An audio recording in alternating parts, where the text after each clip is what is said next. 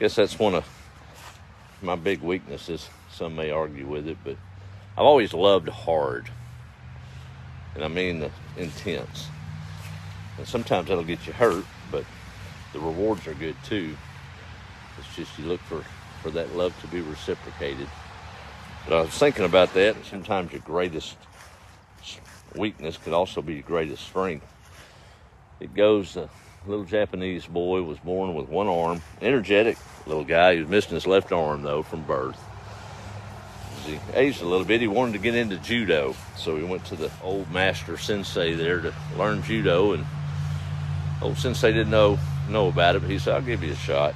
So he showed up for his first week at the little dojo there, and the sensei taught him one move. He said it's a rare Judo move, one of the best you can learn. So he taught it to the young man. Well, the next week come around, he was still practicing that same move. Next week.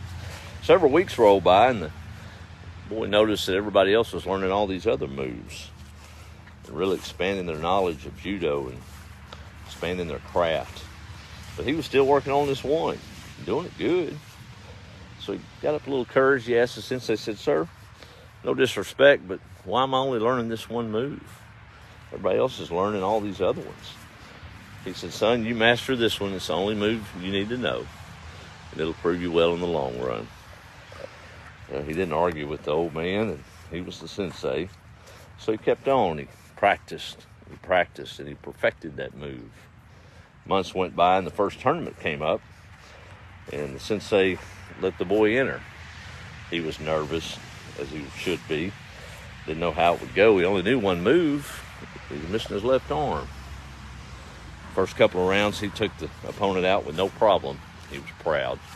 The third round, a little tougher, but he made it. Same with the fourth. Made it to the final round, much to his disbelief, but he was in the running for the top of the tournament.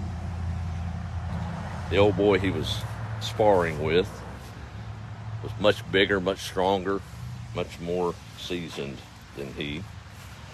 They went a couple of rounds and looked pretty rough for the young man. The referee was concerned. He called a timeout, consulted. He wanted to pull and make the game over so as not to hurt the young man. The sensei argued. He said, no, he's fine. Let it continue. So they did. The opponent made a mistake, dropped the defense, and the little boy applied the move that he had learned so well over the months and got a pin and took first place. They were on the way home, quiet. He was happy. And he looked at the sensei and he said, sir, how did I win that? He said, son, what you don't realize is that is one of the most rarest moves in Judo that I've taught you, and you've mastered it. The only defense to the move I've taught you is that the opponent must grab your left arm.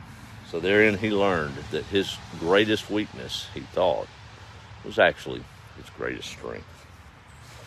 I thought that pretty appropriate today, and maybe I carry love or feelings on my shoulder a little bit too much, but I'm not going to change it. Good book says love's the best of the three, isn't it? Along with hope and faith. So I'll just keep leaning on that.